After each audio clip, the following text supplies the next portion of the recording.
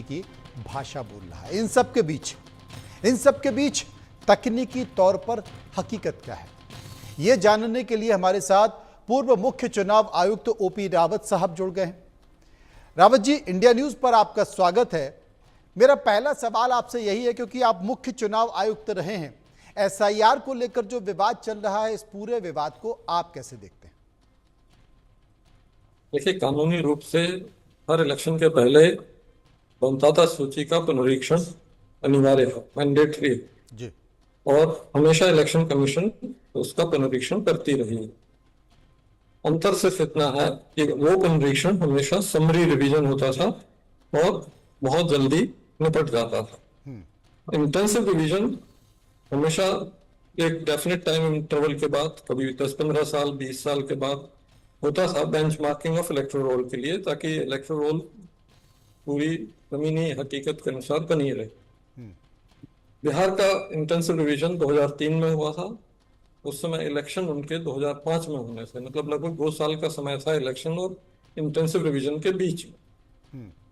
यही एक खास अंतर है जिसकी वजह से विवाद हो गया है।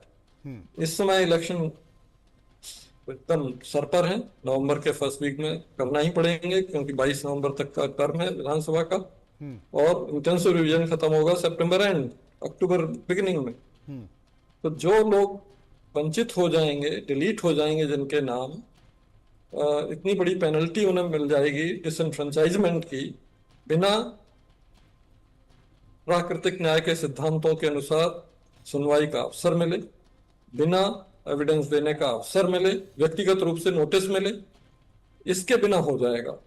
तो ये एक तो पूरी तरह से वैधानिक नहीं होगा और दूसरे उनको वंचित होना पड़ेगा, क्योंकि अपील का समय बहुत कम रहेगा।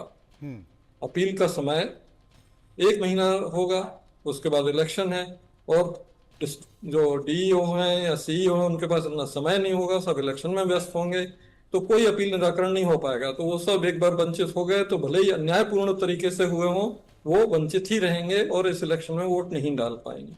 यही कारण है क्रिटिकलिटी ऑफ टाइम, जिसकी वजह से ये बवाल ये बड़ा सवाल है। यही कारण है क्रिटिकल डे ऑफ टाइम, जिसके कारण पूरा विवाद हो रहा है। रावत साहब, राहुल गांधी जो आरोप लगा रहे हैं और चुनाव आयोग भी राहुल गांधी से माफी मांगने की बात कर रहा है, इन दोनों के बीच एक पतली लकीर है। उस पतली लकीर को आप कैसे देखते हैं?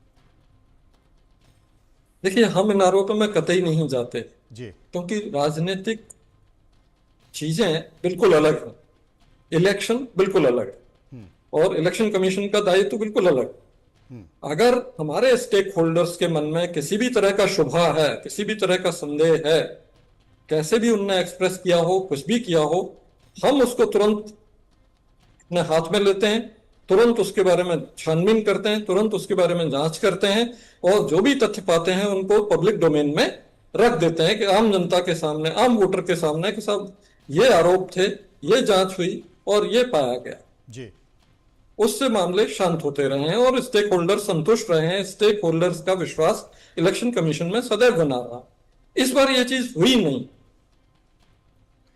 आपने ये कहा कि चुनाव आयोग को सारी पार्टियों को इस पूरे मामले से अवगत कराना चाहिए था, तो क्या चुनाव आयोग ने ऐसा किया नहीं?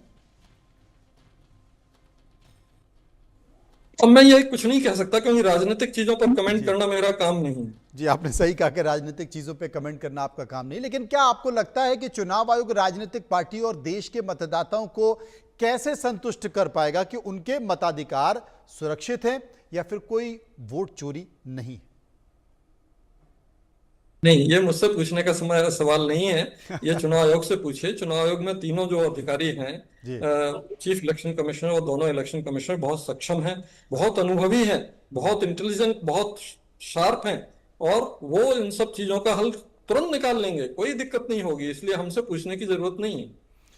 बहुत बहुत शुक्रिया करेंगे। रावत साहब हमारे साथ मौजूद थे। असल में खुद मुख्य चुनाव आयुक्त रहे हैं, लेकिन उन्होंने कहा कि ये समय के कारण पूरा माहौल ऐसा हो रहा है, क्योंकि पिछली बार करीब करीब 2003 में हुआ था, 2005 में चुनाव थे, बड़ा लंबा समय था। जो लोग बाहर चले गए, जिनके नाम नहीं आए, उनके नामों को लेकर अपील की